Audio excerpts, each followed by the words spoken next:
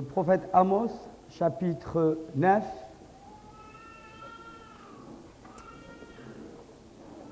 Chapitre 9.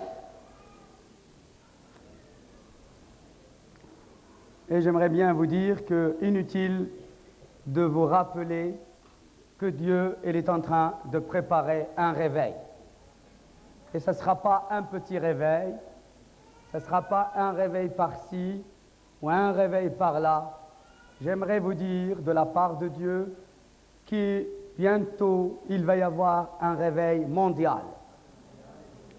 Notre pays, il va être visité et ce sera parmi les premiers pays dans la démarcation du réveil. Alléluia. Beaucoup de prophètes étrangers à notre pays ont fait circuler que la France sera visitée par un torrent de grâce et d'amour. Alléluia. Alléluia. Alléluia. Alors ne regardez pas ce moment de disgrâce, parce que chaque réveil est précédé par des moments difficiles. Vous allez avoir des difficultés. Nous devons nous préparer à nous attendre qu'il va y avoir des grandes difficultés, des grands problèmes, parce que l'Église, le moment où elle sera restaurée, sera purifiée, raffinée par la main de Dieu. Il va y avoir des gens malades qui vont venir du monde, des gens qui ont goûté à l'occultisme, à la sorcellerie, à la perversion, des gens malades de sida, des gens attaqués dans leur corps, atteints dans leur psychisme. Et il faut qu'une église soit vraiment préparée, et Dieu, il est en train de former cela. Il est en train de le faire. Et nous vivons les temps les plus importants de l'histoire de l'église. Alléluia. Notre temps d'aujourd'hui, c'est un temps prévu. Il y a des siècles et des siècles prévus dans le conseil de Dieu. Alléluia. Et nous allons voir cela selon ce qui se passe dans le monde et ce que la parole de Dieu nous dit. Dans le livre d'Amos, chapitre 9, j'aimerais aussi faire une précision que certains pensent qu'à la fin des temps, il va y avoir des chrétiens bien faibles. Il va y avoir une église bien faible. Il y a des gens qui ont écrit cela, des théologiens. J'aimerais vous dire que l'église va être une église martyre, mais joyeuse parce qu'elle est forte.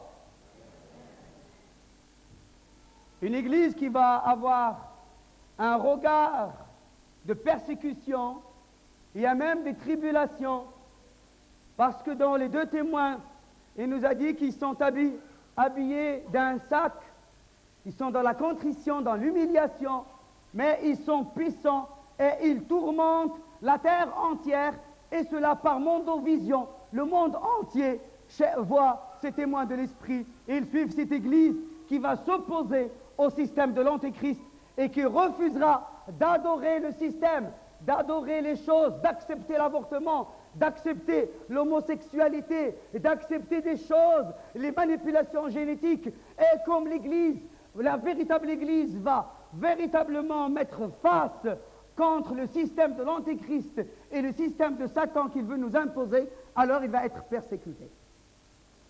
Mais il sera victorieuse et glorieuse.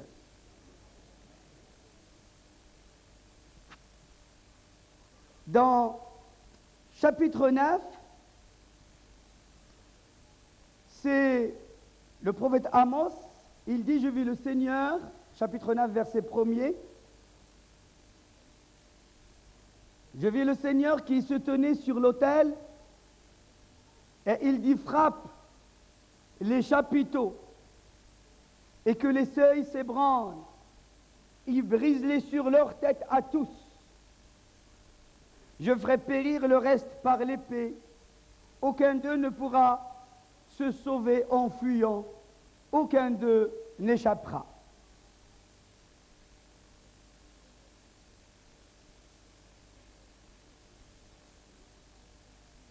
S'il pénètre dans le séjour des morts, sa main les en arrachera. S'ils montent aux cieux, je les en ferai descendre. S'ils se cachent au sommet du Carmel, je les y chercherai et je les saisirai. S'ils se dérobent à mes regards dans le fond de la mer, là, j'ordonnerai aux serpents de les mordre. S'ils vont en captivité devant leurs ennemis, là, j'ordonnerai à l'épée de les faire périr. Je dirigerai contre eux mes regards pour faire du mal et non du bien. Et là, vous avez bien compris, mes frères et sœurs, qu'il s'agit du peuple d'Israël, où le prophète Amos, il a vu le Seigneur qui est en train de faire tomber les chapiteaux et de briser l'autel, parce que depuis ce moment-là, la prophétie s'est accomplie plusieurs 70 ans après l'ascension de notre Seigneur Jésus-Christ, c'est que le temple de Jérusalem a été brisé. Jésus-Christ lui-même avait prophétisé et il avait dit que je vais véritablement faire abattre ce temple. Je vais l'abattre parce que Jésus-Christ, il était en train de reconstruire un temple nouveau. Et la prophétie de Jésus-Christ s'était accomplie par Titus le gouverneur qui est venu et qui a abattu le temple, qui a brûlé Jérusalem et que l'épée a suivi directement dans Luc 21 et dans Matthieu 24.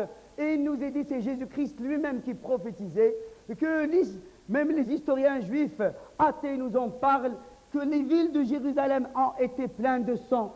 La prophétie s'était accomplie réellement. Pourquoi? Parce que Dieu, il était en train de dresser un autre tabernacle. Et c'est Étienne, le moment de son martyre, il a dit aux Juifs, le moment où même le temple n'a pas été détruit encore, il a dit aux Juifs, vous croyez que Dieu habite dans des tabernacles et dans des temples faits par des mains d'hommes, vous vous êtes trompés. Dieu lui-même avait prophétisé à David, et il lui a dit, un de tes descendants va me construire un tabernacle, je serai son père, et il sera mon fils, et il m'établira un trône éternel. Qu'est-ce que c'est ce fils spécial? David le pauvre, il croyait que c'était Salomon qui va construire un tabernacle. Mais là, Dieu est en train de prophétiser, et il est en train de prophétiser de Jésus qui est venu de cette génération de David. Jésus qui va construire un tabernacle. Et le prophète Amos, verset 11, s'il vous plaît, il nous dit cela. Le moment où le peuple d'Israël va être porté en captivité, le moment où le temple est détruit, le moment où, mes amis, où la ville de Jérusalem, elle était foulée aux pieds de non-juifs, à ce moment-là, alléluia, l'église, la maison de David va être rebâtie. Regardez, il dit en ce temps-là, c'est-à-dire à cette époque-là, ou bien dans ces années-là, où c'était le premier réveil de cette église à l'origine, l'église primitive, il disait, je relèverai de sa chute la maison de David. J'en réparerai les bresses, j'en redresserai les ruines, et je la bâtirai comme elle était autrefois, afin qu'il possède le reste d'Édom et toutes les nations sur lesquelles mon nom a été invoqué, dit l'Éternel qui accomplira ces choses.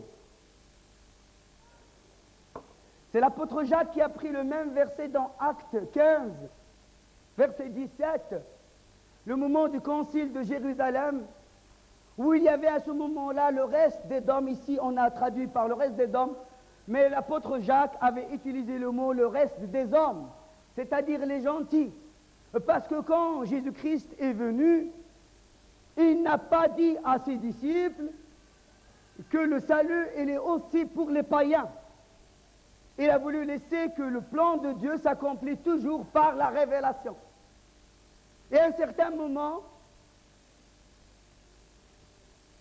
l'apôtre Pierre, il voyait une nappe qui descendait du ciel, et il y avait des animaux purs et des animaux impurs, et Dieu a déclaré que les Juifs, ainsi que les gentils, sont purs.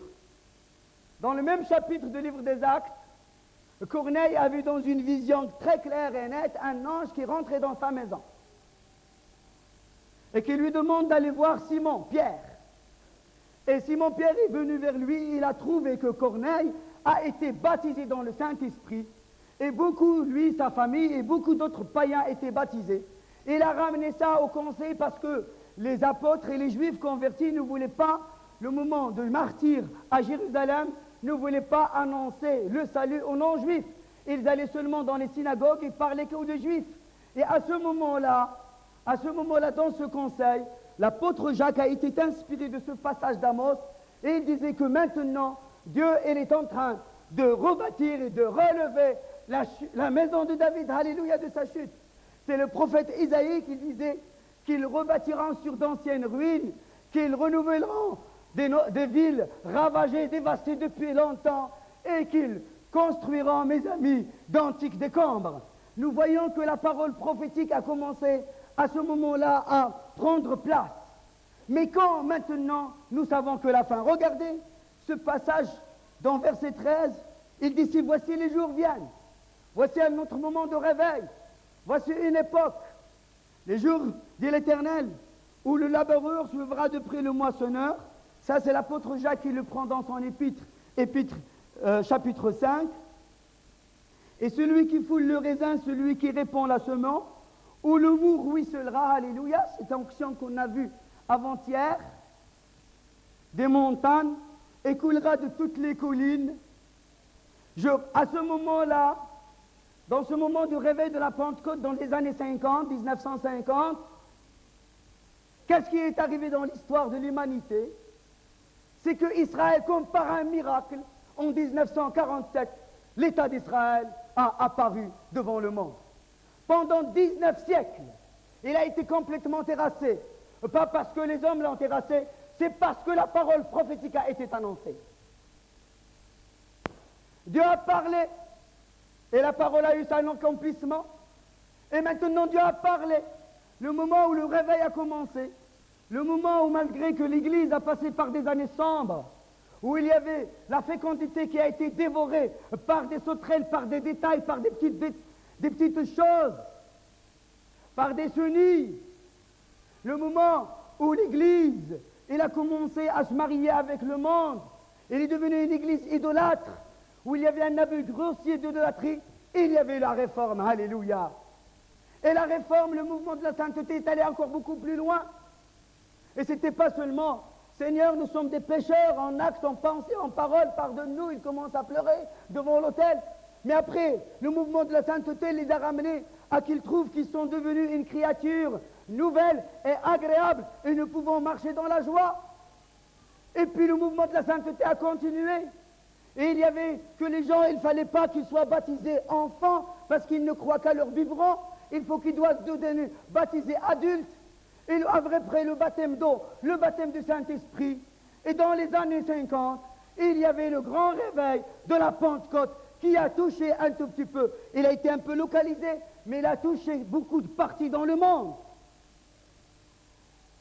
Les années 70, on a vu un mouvement charismatique qui s'est développé. Des églises tout entières, classiques institutionnelles, ont été visitées par le Saint-Esprit. Des pasteurs ont quitté véritablement leur office et leur robe et ils sont devenus des itinérants, des colporteurs, des évangélistes. Et alléluia. Il a dit quand je ramènerai les captifs de mon peuple d'Israël, ils rebâtiront les villes dévastées et ils les habiteront. Ils planteront des vignes, ils en boiront le vin, ils entablèront des jardins et on mangera les fruits. Peut-être vous mangez bien le pamplemousse, les kiwis d'Israël, le jus d'orange. Oui, ce n'est que la parole prophétique. Il a dit, je les planterai. Le prophète Isaïe disait qu'ils deviendront une plantation de l'Éternel, des térébintes de la justice. Je les planterai dans leur pays et ils ne seront plus arrachés du pays que je leur ai donné. C'était la dernière captivité. Dit l'Éternel ton Dieu. Nous voyons bien rien que dans ce passage, cette prophétie d'Amos, lui il ne voyait pas ces temps se succéder, mais il a traité la restauration de la maison de David, verset 11, c'est-à-dire l'Église, la conversion des nations, verset 12, ce que disait l'apôtre Jacques, la fertilité du pays, ce qui nous assistons, nous sommes maintenant les témoins oculaires, ceux qui voyagent en Israël voient ces choses, voient ces villes nouvelles, alléluia, voient des constructions nouvelles. Ce retour d'Israël, nous avons assisté à un deuxième exode, le moment où l'étoile du communisme est tombée et que la nation communiste s'est disloquée, et alors il y avait un exode massif, le retour de la captivité. C'est comme par un miracle que Dieu a touché les cœurs de ces Juifs, bien installés aux États-Unis, en Europe. Nous ne parlons pas du système communiste, il y avait de la misère. Mais Dieu les a touchés, comme par un miracle, un souffle, et il les a réunis pour qu'ils seront plantés de nouveau dans leur pays. La reconstruction des cités dévastées, et Dieu nous dit dans le verset 15, l'implantation définitive d'Israël en terre promise. Donc, depuis 1947, avec ce mouvement, la restauration de l'Église, le temps de l'Esprit, il y a des choses qu'on voit maintenant qu'on n'a pas vues il y a 4-5 ans, pour ne pas aller encore plus loin. Ces choses-là, ils nous poussent à chercher véritablement qu'est-ce que Dieu veut nous dire.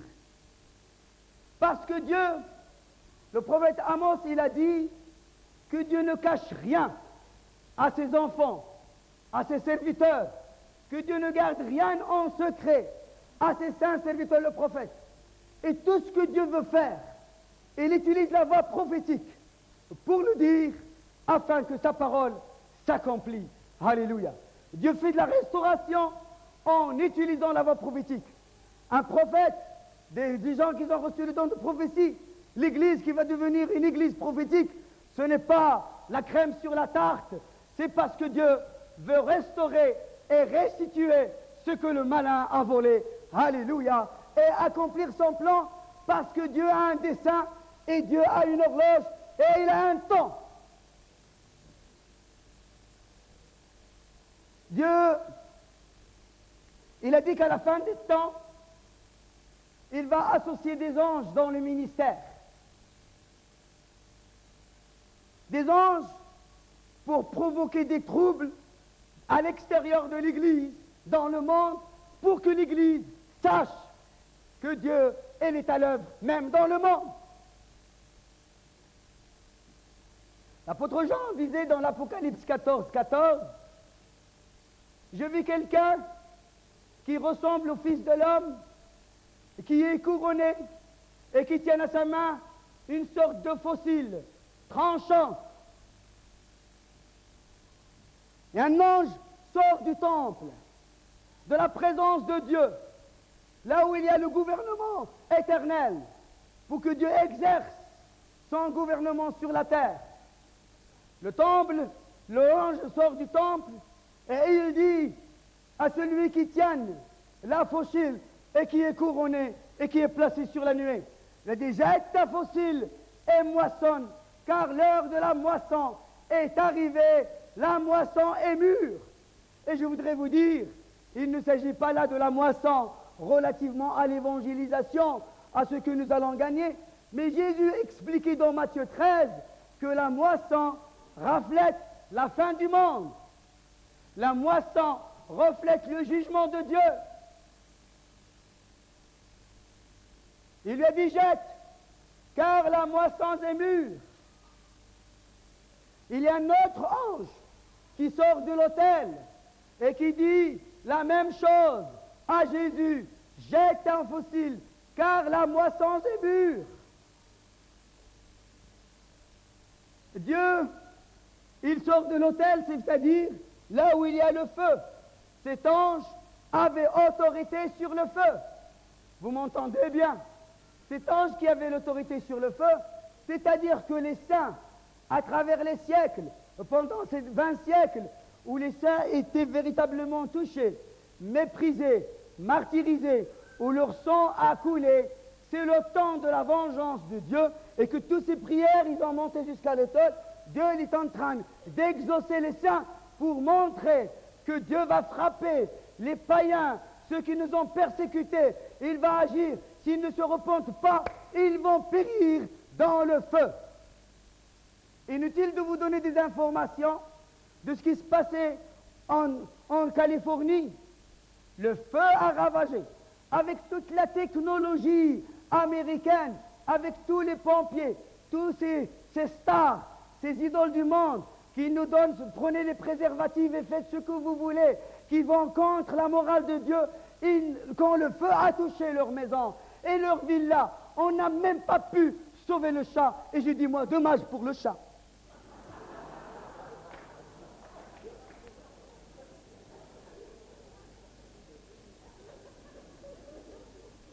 Eux et leur bétail, ils ont péri.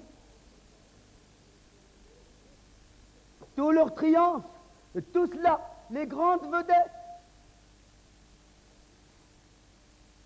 Regardez ce qui se passait en Australie.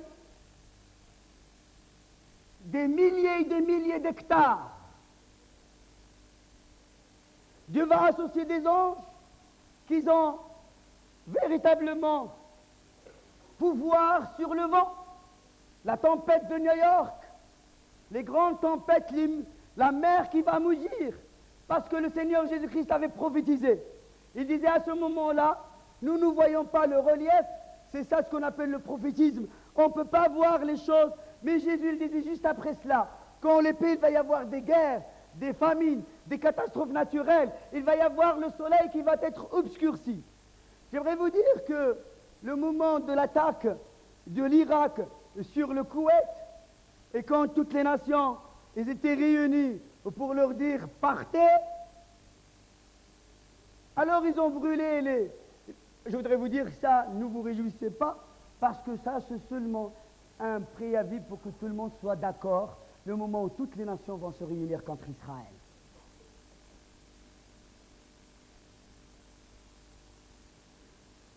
Le moment où les Irakiens ils ont brûlé les puits de pétrole, parce que les Koweïtiens, les pauvres, ce n'étaient pas les Koweïtiens, c'était Texaco, Total, c'était des sociétés multinationales, c'était la haute finance qui est gérée par des loges secrètes. Et Bush, il leur a dit, moi j'interviens pas. Ça c'est une histoire entre les Arabes, ils doivent les régler entre eux. Mais la haute finance, il a dit, oh, qui c'est qui t'a mis là? Et après, le droit international et la loi 666 qui a passé, et ainsi de suite. Que celui qui a des oreilles entend ce que l'Esprit dit à l'Église. Que celui qui a des yeux pour voir et des oreilles pour entendre, il doit reconnaître que le retour de notre Seigneur Jésus-Christ, il est imminent. Jésus vient bientôt. Serre tes reins, sois vrai, et la crainte de Dieu, sinon tu seras passé dans le même fleuve de boue que les autres.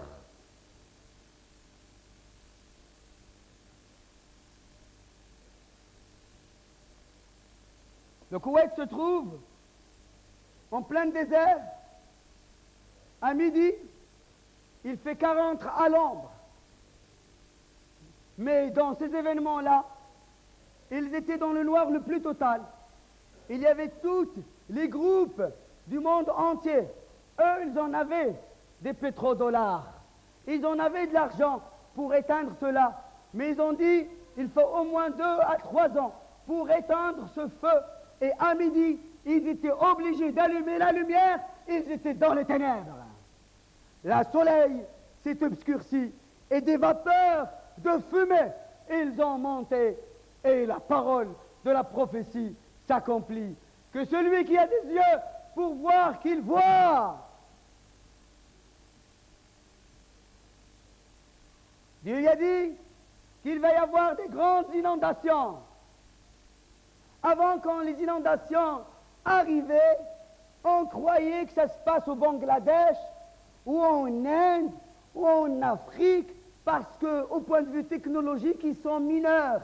Ils n'ont pas ni les moyens, ni les cadres pour faire des digues, pour faire des barrages. Mais maintenant, les inondations sont en Angleterre, en Belgique, en Suisse, en France. Et je voudrais vous dire, début du mois de juin, Dieu m'avait dit qu'il va y avoir encore des inondations. Alors, si vous avez des toits qui fuient, préparez vos toits. Juste après, une semaine après, on pouvait croire que l'hiver va être rude. Une semaine après les inondations.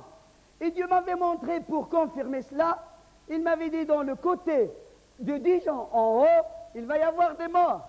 De Dijon en bas, de Lyon en bas, il va y avoir des inondations et des gens traînés dans la boue. Il m'avait montré la région du sud-est. Et quand je vois la télévision, l'onction de Dieu est sur moi pour confirmer sa parole. Et cette réalité physique, cette réalité naturelle n'a qu'une réalité spirituelle, mes amis. Parce que Satan, il est enragé dans les lieux célestes. Vous comprenez cela?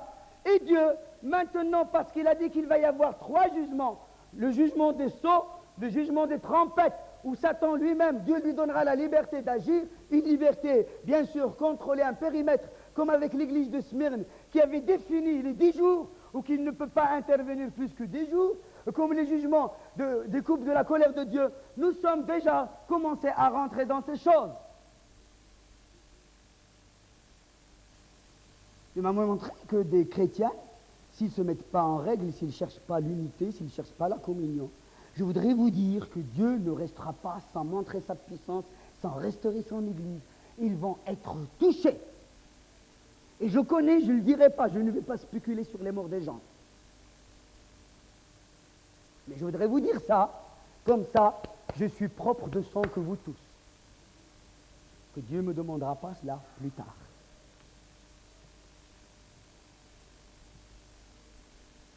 Si vous voulez voir les fruits de la lumière, comme les grenades, qui est un et à l'intérieur tous ces corps, tous ces petits grains réunis, si vous voulez vraiment goûter aux armes de l'esprit, si vous voulez être équipé pour une offensive divine, maintenant la crainte de Dieu s'impose. Cette année-là, je l'ai passée avec mon cœur, elle est toujours tombée vers ma poche. Je l'avais vraiment, mon cœur, je l'avais pris. Une crainte de... Chaque fois où je vais quelque part, je préférais ne pas prêcher des fois que de prêcher. Je demandais, je dis, écoutez, le message, Dieu vous a donné le message pour l'Église. Laissez-moi rentrer à Marseille, je suis fatigué. J'y suis toujours attaqué. Des fois, bon, je ne rentrerai pas dans les détails. Mais je vous en supplie, exercez-vous à l'amour fraternel. Et moi, je crois que le réveil qui va venir, c'est le réveil philadelphien. Ceux qui ont gardé la parole de Dieu, ceux qui n'ont pas renié son nom, ceux qui avaient toujours leurs positions en Christ. Parce que Philadelphie, c'était quoi? Il y avait 2 frères, 2 rois, qui se battaient toujours. Ils étaient des frères ennemis. Mais à un certain moment, ils ont décidé, voilà l'histoire de cette ville de Philadelphie.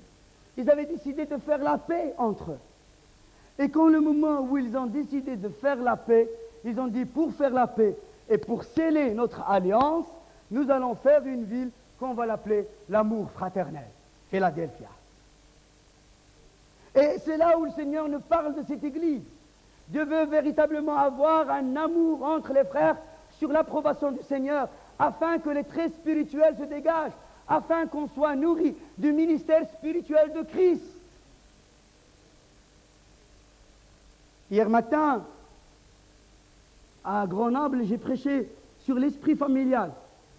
Mais si Dieu vous parle, je ne sais pas, je demande à Pierre, si les frères veulent avoir la cassette, qu'ils la demandent. Parce qu'un des héritages de la puissance, de la gloire, il a dit, tu les feras rentrer dans le pays. Je m'excuse de me répéter, mais je trouve cela, il est important de le dire dans ce rassemblement. Tu les feras rentrer dans le pays selon le nombre de leurs noms, c'est-à-dire selon les familles. Ceux qui désirent par famille, alors c'est eux qui vont avoir cet héritage spirituel. Il a dit, tu augmenteras l'héritage à ceux qui sont plus nombreux et tu diminueras l'héritage à ceux qui sont peu nombreux. ceux qui sont développés dans l'esprit familial, dans l'unité de l'affection, dans la marche ensemble, tu leur donneras la puissance, les ministères, les dons, cet héritage spirituel, car nous sommes, l'évangile de notre salut, nous sommes les co-héritiers avec Christ.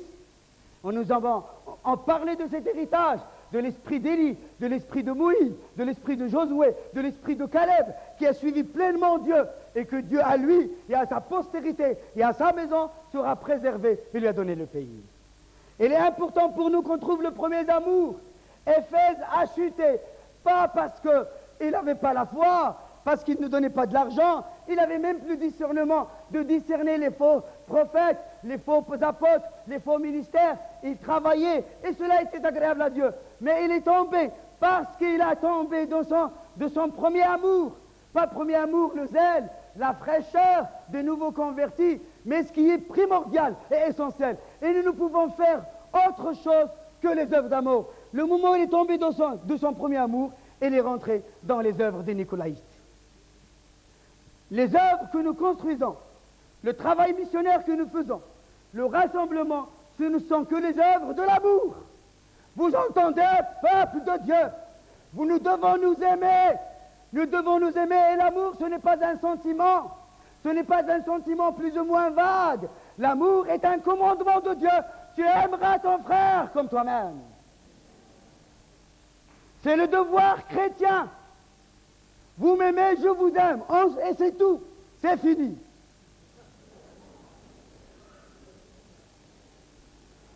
Le reste viendra du diable.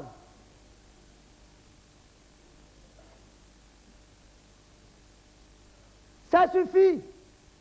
Jusqu'à quand, disait l'Éternel, on méprise ses commandements, ses ordonnances, ses préceptes. Jusqu'à quand? Il aura dit au peuple d'Israël, quand vous ne respectez pas cela, je vous ramenerai en captivité, vous et vos enfants. C'est pour cela, regardez l'état où nous sommes. Nos enfants ne sont pas dans l'église. Ils sont saisis par la drogue, par la prostitution, par la perversion, par le chômage, par véritablement le désespoir. Mais regardez l'état où nous sommes. Alors, obéissons aux ordres de Dieu, et Dieu nous ramènera de la captivité. Dieu nous sortira de nos captivités, toi et ta maison, toi et tes enfants, toi et ton conjoint, toi et ton argent, toi et ton bétail. Je te bénirai, toi et tout ce que je mets autour de toi. Revenons, retournons. Dieu, il est en train d'appeler, mais je pense que c'est le dernier appel.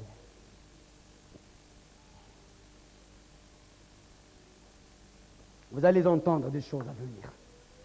Je ne veux pas dire autre chose que cela. Mais vous allez entendre.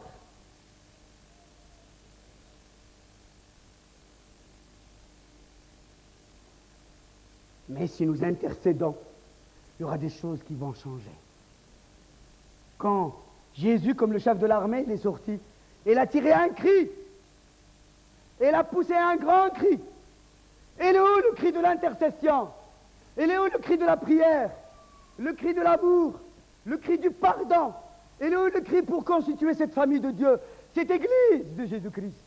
Il est où ces cris? Jésus a souffert pour nous unir.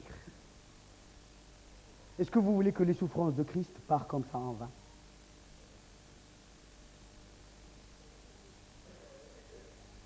En principe, c'est les gens normaux, les chrétiens normaux, cela ne se doit même pas se discuter. Un homme normalement saisi par l'esprit, il doit marcher dans l'unité, dans l'amour et dans le pardon continuel, parce que les courants de l'esprit, ce sont ces courants-là. Et les fruits qu'il porte, c'est les fruits de l'esprit, l'amour, la joie, la patience, la persévérance.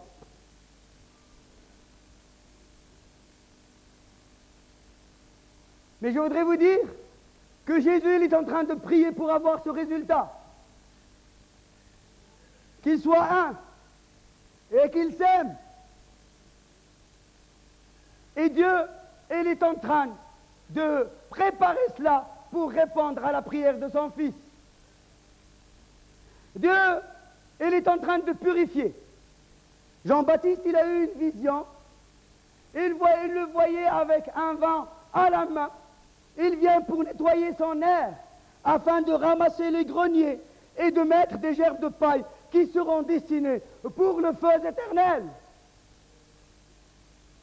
L'apôtre Pierre, il nous disait que le jugement commence par la maison de Dieu. Oui, il va venir lui-même. Il va se charger. J'aimerais bien vous dire maintenant, ce n'est plus une affaire des hommes, ce n'est plus une affaire de conseil disciplinaire, mais maintenant, mon ami, si tu ne te repens pas vite, c'est l'affaire de Jésus. C'est lui qui tient le vent à la main afin de séparer le bon blé, le bon grain du mauvais. Et la séparation va être vraie parce que des péchés vont être découverts au plein jour. Et tout ce que tu fais en secret, la lumière de Dieu va le faire venir. Des maladies terribles, incurables, vont sauter sur les gens. La peste, le sida. Ah, je voudrais vous dire combien de fois j'ai prié pour des chrétiens sidaïques. Il y a des chrétiens qui ont été guéris, mais il y a beaucoup qui sont enterrés maintenant. Je priais avec un jeune, 2 jeunes. J'étais sous la même onction, à Genève. En tout cas, je crois. Et un jeune, sans rentrer dans les détails pour garder mon message, il a été totalement guéri. Il avait une tumeur dans le cerveau qui a disparu. Il a pris véritablement la forme et le corps.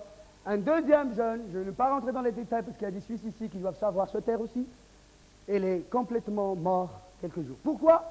Je suis même allé chez lui, dans sa maison, son père m'a ramené. Le jour, on prie pour lui, et le soir, il va dans les boîtes homosexuelles.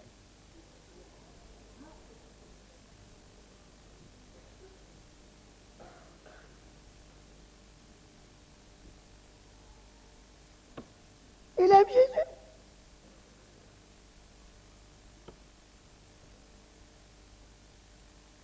Je connais quelqu'un. Il m'a demandé de prier pour lui. Il m'avait dit, je me suis touché avec un arbre et j'avais un bouton, maintenant c'est devenu une boule. J'ai dit, est-ce que tu as quelque chose à confesser? Comme ici que je suis de passage, vite fait, il m'a confessé qu'il a commis de l'adultère avec une sœur. J'ai dit, ben, ça arrive. Va voir les responsables et dis-leur ce qui est arrivé, demande pardon. 2 ans plus tard, je suis retourné. Je passais devant lui, je ne l'ai pas reconnu. Les frères m'ont appelé, m'ont dit, tu ne veux pas prier avec le frère? Il souffre, le pauvre. Il a passé par des opérations. Maintenant, la balle rentre dans ses poumons. Il a été inconnaissable comme un squelette vivant. Il dit, tu ne te rappelles pas de moi, je suis le frère tel. Je dis, c'est toi? Vite fait, je me suis rappelé. Tu as dit au serviteur de Dieu ce qui t'est arrivé? Ce que tu as fait, tu as confessé? Non. Je dis, ben, c'est le moment de le confesser. C'est difficile, mais c'est le moment de le confesser. Jésus l'a dit, quand vous voyez, il est venu. Il commence à nettoyer, à faire un peu de nettoyage. Et les choses apparaissent à l'œil nu. Et des gens disparaissent. Et d'autres sont entraînés dans la boue. Parce que Dieu use de patience, il attend la repentance. Il y a beaucoup de ministères qui se disqualifient maintenant eux-mêmes. Je connais en Belgique, pour ne pas parler de la France. Parce qu'ils ont manqué au conseil. Ils ne savent pas souffrir avec Jésus comme Jésus a souffert pour garder l'unité du corps de Christ.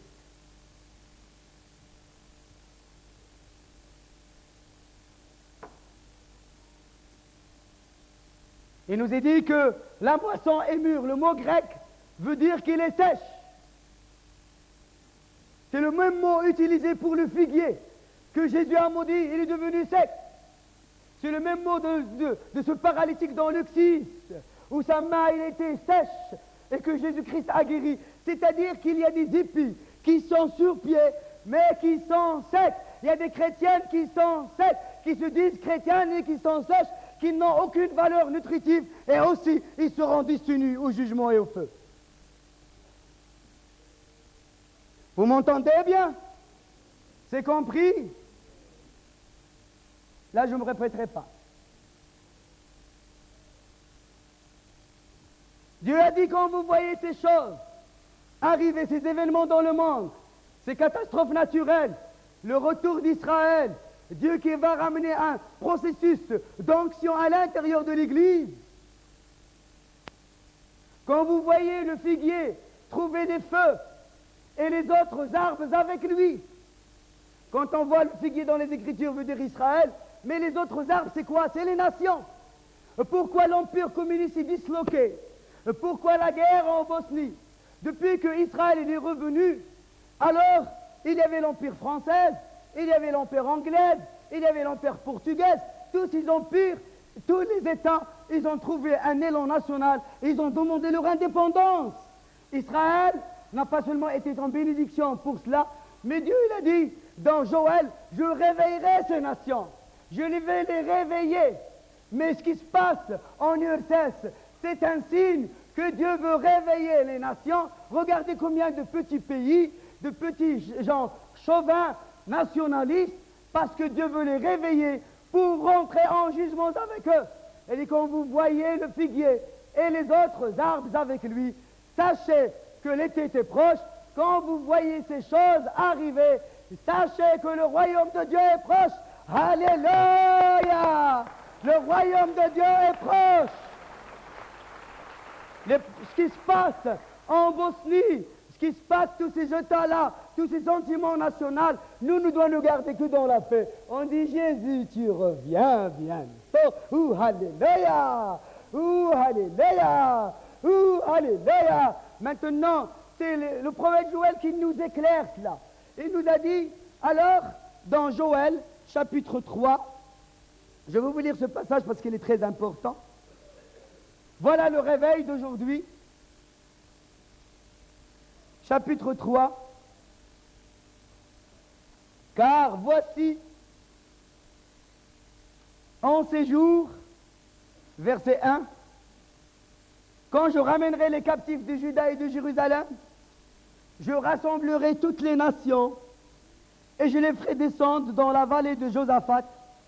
Là, j'entrerai en jugement avec elles au sujet de mon peuple d'Israël, mon héritage, qu'ils ont dispersé parmi les nations, et au sujet de mon pays, qu'ils se sont partagés. Et dans chapitre 3, verset 12, que les nations se réveillent, que les nations se réveillent, et Dieu a soufflé, et l'étoile du communisme a tombé, et les nations se réveillent. Il a fallu 10 ans pour trouver Solidarność et la démocratie en Pologne, mais il a fallu que 10 jours. Le processus est maintenant accéléré. Il a fallu que 10 jours pour le Hongrie, pour le communiste part. Le pays le plus fermé, le plus maoïste, c'est l'Albanie. Dieu a renversé la situation maintenant. Oh, quand on voit ce que Dieu fait dans le monde, nous ne sommes pas seuls, nous sommes avec Dieu et Dieu est avec nous. Quelle expression sainte, bénie, de savoir que le moment où le chômage va s'accentuer, où la méchanceté va s'accentuer, où la peste va augmenter, où d'autres maladies vont venir, d'autres formes de sida vont se développer, nous disait la parole prophétique et la parole. Il nous disait qu'il y a des choses mauvaises qui vont s'abattre sur le monde et le monde va de pire en pire. Nous serons à l'abri de l'Éternel. Il a dit à l'église de Philadelphie, quand je vais envoyer la tentation sur le monde, sur sa terre habitée tout entière, toi, ne crains rien. N'ayez pas peur du chômage. Il y a encore de la nourriture pour vous. Il y a le pain de Dieu. Je vous donnerai du pain dans la détresse et de l'eau dans la pénurie, car mes réserves d'eau n'ont pas tari, dit l'Éternel. Je suis l'emblème de votre secours. N'ayez aucune crainte que votre cœur ne se trouble point. Vous allez entendre des guerres et des bruits de guerre. Au Rwanda, un massacre que l'humanité n'a pas connu le moment même du manque de civilisation et de la présence des Nations Unies bien fort. Il n'y a pas d'autres Nations Unies que l'Église de Jésus-Christ unie pour reculer le péché et le mal sur la terre.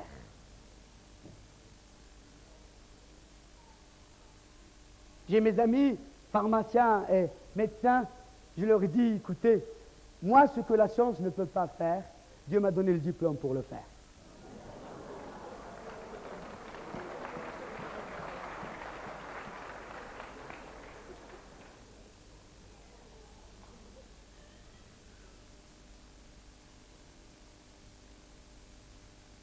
Ils me croient parce que je leur présente la cassette vidéo.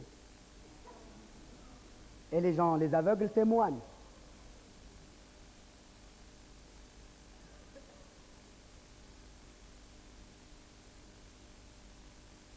Mais qu'est-ce que tu veux faire de ta vie chrétienne, tout simplement? Qu'est-ce que nous voulons faire de l'Église que Dieu nous est en train de nous proposer? Dieu parle. Il a dit, voilà, que les nations se réveillent, que la vallée de Javad, car je siégerai pour juger toutes les nations. Et la moisson représente le jugement politique et social des nations. Mais à côté, mes amis, de cela, il y a ce qu'on appelle, après la moisson viendra les vendanges.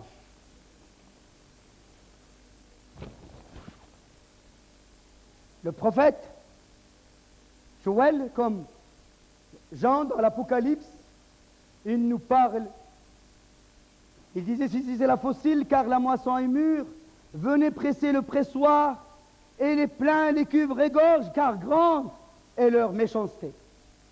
Un autre ange sorti du temple, situé dans le ciel, ayant lui aussi une faucille tranchante, disait, un autre ange avait autorisé sur le feu, sorti de l'autel, et s'adressait d'une voix forte à celui qui avait la faucille, criant, lance ta faucille, la vendange, les grappes de la vigne, de la terre et les raisins, ils sont mûrs. Si Dieu va intervenir sur les systèmes politiques, sur les hommes qui ont voulu gouverner le monde, et ils l'ont poussé, ils ont imposé d'autres valeurs que la valeur de Dieu. Et Dieu va envoyer des catastrophes, des crises économiques où tous les grands génies de l'économie, ils sont complètement dépassés. Même les gouvernements, avec tous leurs conseillers, tout ça, ils ne peuvent rien promettre pour garder la place. Ils ne promettent que le statu quo, sinon le pire. Parce qu'ils sont dépassés. Mais Dieu l'a dit, je viendrai, je ferai dépasser les hommes religieux. J'exercerai ma vendange. Je viendrai et je vais ôter le scandale, ceux qui commettent du scandale dans mon royaume. Toute iniquité, les ouvriers de l'iniquité, je vais commencer à les ôter. Quand Jésus, il est arrivé, s'est présenté aux Juifs, parce que selon le psaume 80, il nous est dit qu'Israël avait été suscité comme une vigne de l'Éternel. C'était la vigne de Dieu. Et lui s'est présenté comme le cep, mais ils l'ont refusé. Et Moïse, avant même l'arrivée de Jésus, avait prophétisé. Et il avait dit, dans Deutéronome 32, leur vigne est un plan de Sodome et du terroir de Gomorrhe. Leurs raisins sont des raisins empoisonnés. Leurs grappes sont amères. Leur vin, c'est le venin des serpents. Tout ce qu'ils puissent produire, qu'ils veulent véritablement faire, parce qu'ils contrerient la véritable Église, la contrefaçon, ils mettent les choses de l'esprit, parce que vous savez que l'esprit humain, il est tellement cultivé qu'il imite le Saint-Esprit. Et à ce moment-là, donc on continue à imiter le Saint-Esprit, à ramener les choses de le Saint-Esprit que le Saint-Esprit ne le connaît pas, qui n'ont jamais été l'objet de témoignage, ni jamais l'objet de la désignation du Saint-Esprit, alors Satan a le pouvoir et il y a la spique du venin du serpent. Ils produisent de leur propre cru, mais cela est mélangé. Et pour cela qu'ils vont produire des miracles, même pour séduire les élus, ils vont prophétiser, ils vont parler en langue, ils vont faire une imitation de corbeau, mais pas celle du Saint-Esprit. Et Dieu l'a dit, je viendrai, et je rentrerai en jugement en même temps. Et je vais, Jésus-Christ qui est venu habillé avec une robe blanche, il va les piétiner et les presser, nous disait le prophète Isaïe, jusqu'à ce que le sang va venir, parce qu'ils ont souillé la robe de l'agneau. Et il y a une vengeance dans mon cœur, dit l'Éternel. À travers ces siècles, d'une église pervertie, d'une église pleine de fétichisme, de superstition, d'aberration mentale, du manque de discernement et de retourne à la parole de Dieu. C'est très simple. Tu veux recevoir la puissance, tu veux servir, sois humble et tais-toi.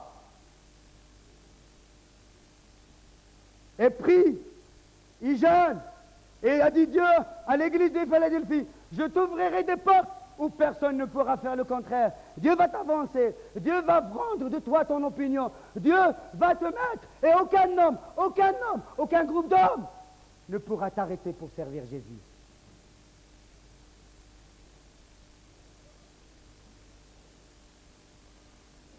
C'est le temps. Ah, il est déjà. Et le Seigneur, mes amis, disait préparer une armée pour le réveil. L'armée, comme la génération qui est devenue une armée dans le désert, la génération de Josué et de Caleb, c'était des gens disciplinés. Dieu leur a distribué la nourriture, il a pris soin d'eux et les a nourris, installés dans la grâce. C'était une génération, le moment où ils sont arrivés à Gilgal, pour que Dieu enlève l'opprobre et le déshonneur. Il leur a dit, Josué, tu sais, maintenant vous allez rester quelques jours ici à Gilgal, parce qu'il faut les circoncire. Il faut prendre des pierres et les circoncire. Et vous savez, la circoncision, ça enlève tous les moyens. C'est-à-dire, il faut que le Saint-Esprit brûle tout ce qui est charnel. Ils ne peuvent pas apporter des victoires, rentrer sans pour autant être circoncis. Nous ne pouvons pas rentrer et accélérer le processus du réveil avec le Seigneur. Moi, je crois qu'on peut accélérer le processus du réveil dans l'Église. Moi, je crois même à une génération qui sont les précurseurs du réveil, qu'ils marchent ici, mais leur maison, elle est en haut.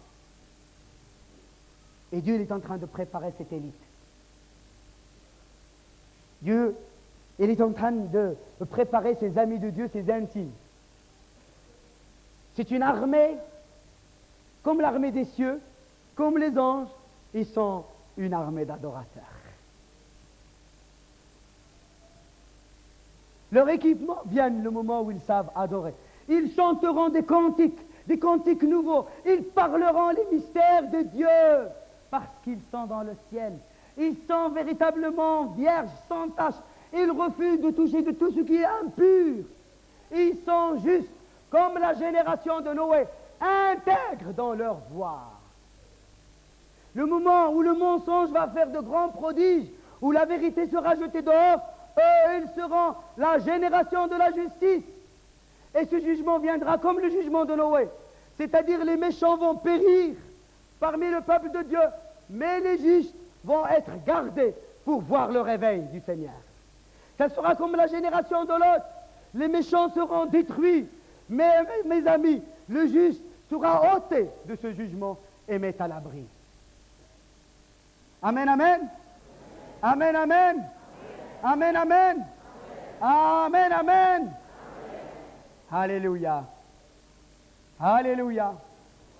Alléluia. Tu vas être soustrait de la puissance de l'Antéchrist, du système, de la puissance de Satan, du système de monde. Alors lève-toi et deviens un intime de Dieu. La prophétie de Sophonie va s'accomplir. Il dirait, ils seront un peuple où il ne se trouvera plus aucune iniquité. Et dans leur bouche, il ne se trouvera aucun mensonge et ils n'auront pas de langue trompeuse. Quand ils disent à quelqu'un « je t'aime », c'est parce que vraiment ils l'aiment. C'est tout. Un frère juif, j'étais avec lui, on faisait une convention ensemble. Et Dieu m'avait conduit, je cherchais une place. Et puis j'arrive, je trouvais la place à côté de lui. Puis il me regardait, puis il tournait la tête. Puis il me regardait, puis il me tournait la tête. Il m'a donné un coup jusqu'à ce que je criais « aïe, aïe, aïe ». Elle me dit « Ismaël, je t'aime ». Entre un arabe et un juif, la puissance de l'esprit a ramené l'unité.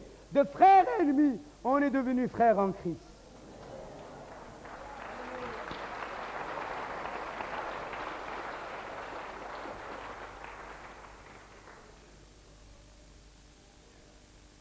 Et maintenant, je vais vous demander de vous lever. Assez de discours.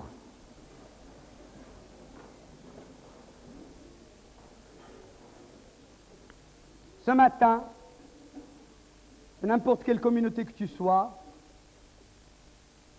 As-tu l'amour des frères?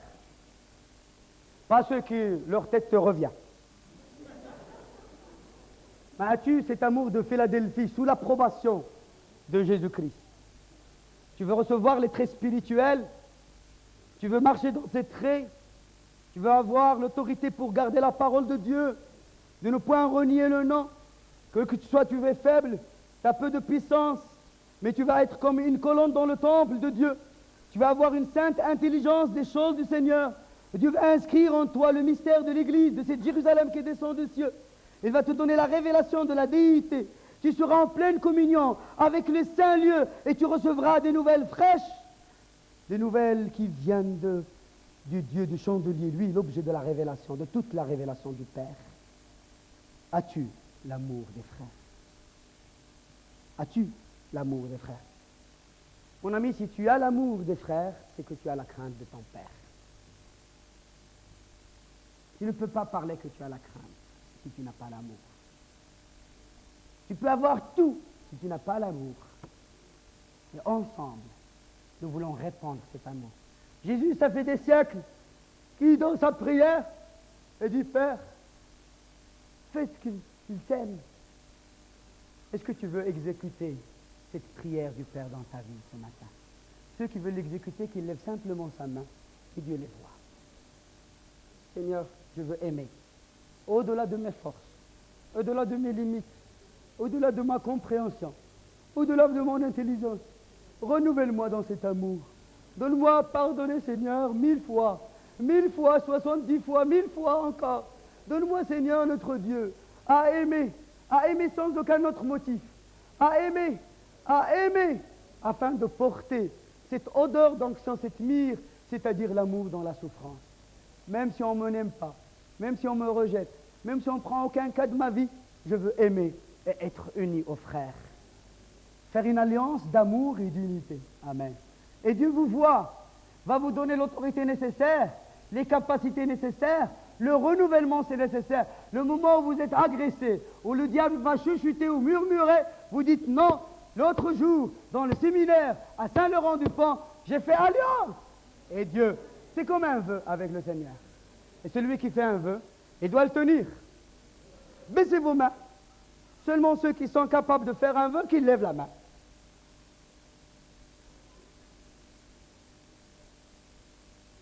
Et maintenant, je vous scelle dans la dimension de la grâce, dans la capacité de la grâce, dans les dons de Dieu, et d'exercer cet amour de Philadelphia. Cette victoire dans l'amour et dans l'unité, au nom puissant de Jésus, afin que vous soyez une armée du réveil qui ramène l'onction de Dieu. L'armée unie pour combattre, pour rentrer dans l'héritage ensemble. Amen, amen, amen, amen, amen. Amen, amen, amen, amen, amen. Amen, amen. Avec une promesse, je voudrais dire à certaines personnes qui ont levé véritablement et que Dieu les voit, avec une promesse d'onction, avec une promesse d'ouverture dans l'entendement. Alléluia. Avec une promesse où le ciel sera ouvert, au moment de ravie, au moment d'extase, comme pour Pierre, comme pour Jean, qui a vu le trône de Dieu, au moment où le soleil de la justice se lèvera sur toi. Et je voudrais dire à ces églises annexes de la part de Dieu, soyez prêts à accueillir d'autres églises, d'autres enfants, d'autres mains. Je vois que l'église de l'Isère, représentée par le chandelier, avec les églises annexes, ça sera une colonne dans le sanctuaire de Dieu ici sur terre. Je voyais comme une colonne avec beaucoup de mains. Je l'ai vu avant, il y a 4-5 ans, je passais de Suisse et j'arrivais à Grenoble et Dieu m'a montré ses mains. Et le Saint-Esprit me rafraîchit et il me dit qu'il y a d'autres églises annexes qui vont se lever, d'autres plantations d'églises, d'autres serviteurs de Dieu. Et le royaume de Dieu avancera. Alléluia. Je voudrais vous dire que vous allez être porteurs de multiplication. Vous allez être maintenant des germes de multiplication. Vous êtes des germes bénis de l'Éternel et vous allez vous multiplier. De n'importe quelle église que vous venez, vous allez être un objet de multiplication. Allez-y, témoignez avec l'assurance que Dieu va vous donner des âmes. N'est-ce pas merveilleux ça? N'est-ce pas merveilleux? Vous allez seulement rencontrer ceux qui sont dans le conseil de Dieu. Ils attendent seulement cette parole de délivrance pour les ramener dans la bergerie, alléluia. Et les faire rentrer avec vous dans l'héritage, c'est-à-dire dans la vie éternelle. Alléluia, alléluia, alléluia, alléluia, alléluia. Apprends de ne point pointer ton frère. Apprends que ça sera fini une fois pour toutes pour toi. Et Dieu va te désigner pour un service bien particulier. Il y a plusieurs là, je pense 4 ou 5 personnes, que leur main n'est pas ouverte dans l'œuvre de Dieu. Dieu n'a pas permis que leur main soit ouverte parce qu'ils parlaient toujours, ils reparlaient toujours. Ils ne savaient pas garder les choses pour eux, ils pointaient, ils parlaient. C'était même pour eux une gymnastique.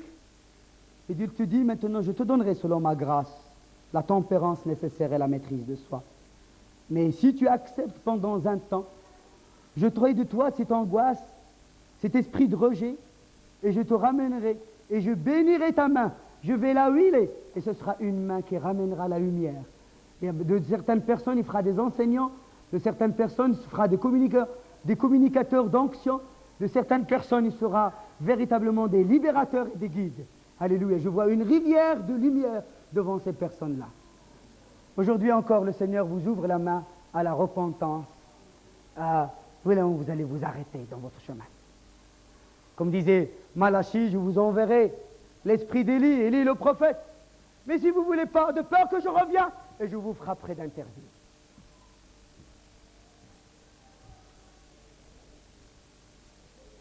Il y a beaucoup de personnes ici qui ne sont pas soulagées, qui, dans le message, malgré qu'ils ont adhéré, il n'y a pas un soulagement, il y a comme une anxiété.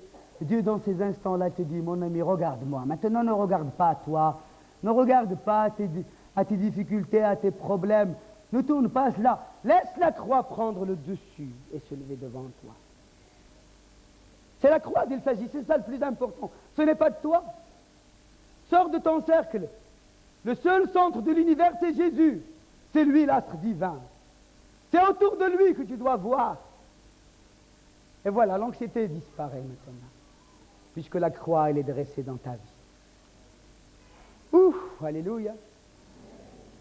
Je demande aux gens de garder les yeux fermés. Je vais demander à ces frères qu'ils étaient soulagés de lever la main pour que je les bénisse. Amen, amen, amen, amen, amen. Que Dieu vous bénisse. Baissez vite votre main. C'est seulement un acte comme quoi vous n'allez plus recommencer.